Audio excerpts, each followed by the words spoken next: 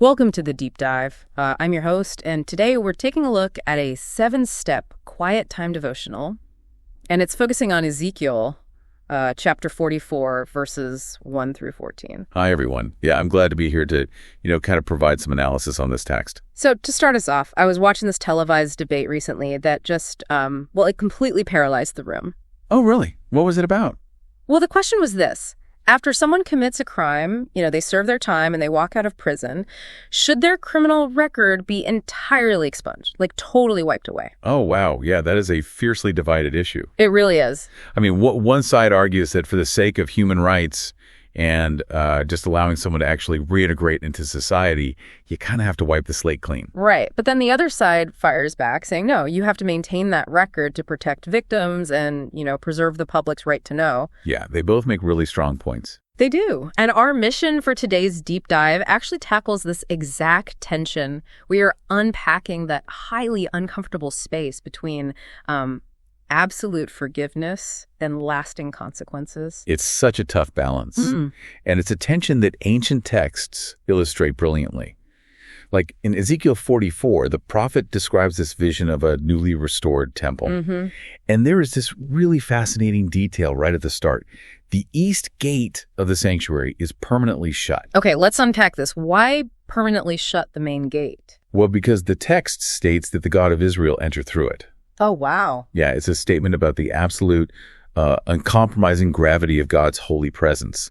Once that pure presence passes through, the space is basically permanently sealed off from everyday use. I see. Only the prince is allowed to get bread there. It basically establishes how incredibly high the stakes for purity are in this sanctuary. Yeah, and that intense gravity, it really sets the stage for the conflict. Absolutely. Because right in the middle of this beautiful restoration, God issues a fierce rebuke to the Levites. The temple priests, right? Right, the priests.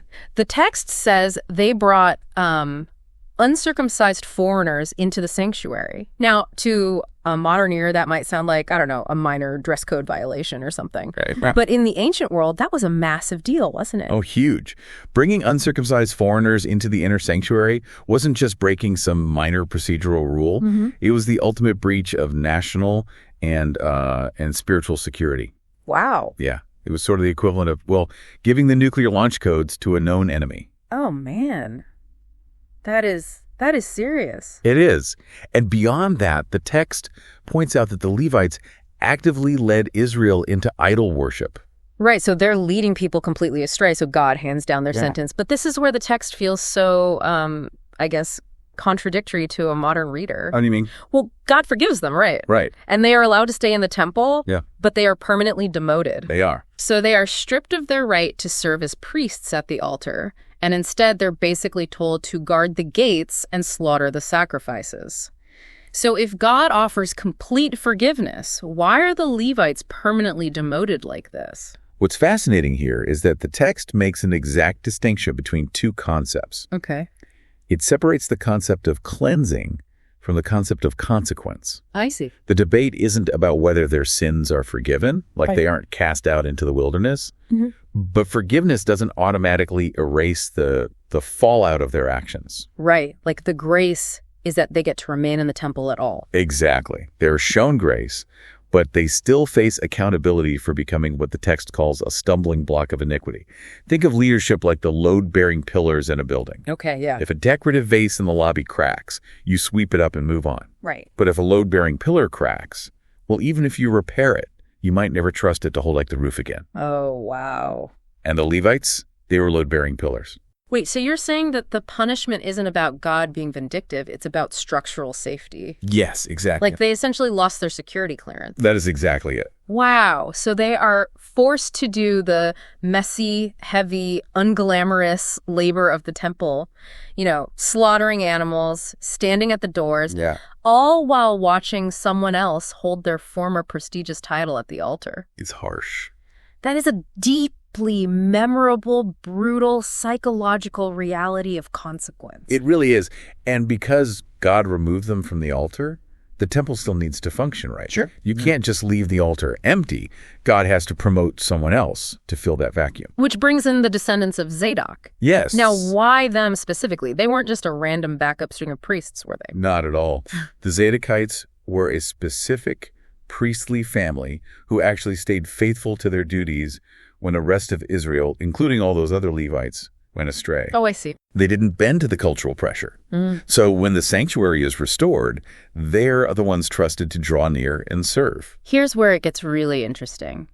The devotional notes use this ancient shift in power to warn against a very modern mindset. Oh, definitely. It warns against the attitude of, well, God will forgive me anyway, so I don't need to worry about my choices. And that is the true danger here. Right. Because that mindset turns grace into a loophole.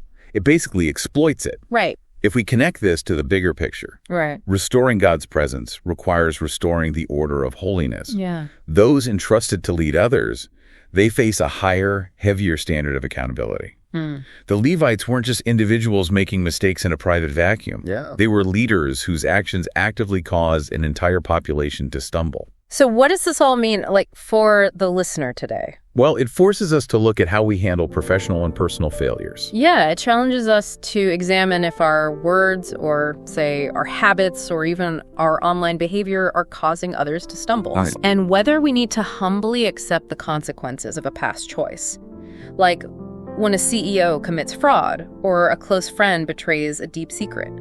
We might forgive them as human beings. Right, of course. But we don't immediately hand them back the company checkbook or our deepest vulnerabilities. We require them to work the gates for a while. Which brings us to a crucial realization. Yeah. If God's forgiveness doesn't erase our past, but instead reassigns us to new, perhaps lower profile roles, just like the Levites working at the gates instead of the altar, we really have to ask ourselves something deeply challenging. Which means the consequence isn't just about paying a debt. Right. Think back to that debate you mentioned at the start about expunging a criminal record. Yeah. If the record isn't wiped clean, how do you move forward? Perhaps the very consequences we are enduring today, the demotions, loss of status, the closed doors, maybe they are not just lingering punishments. Wow. How might those exact, humbling consequences be the precise tools required to safely rebuild the trust we previously damaged?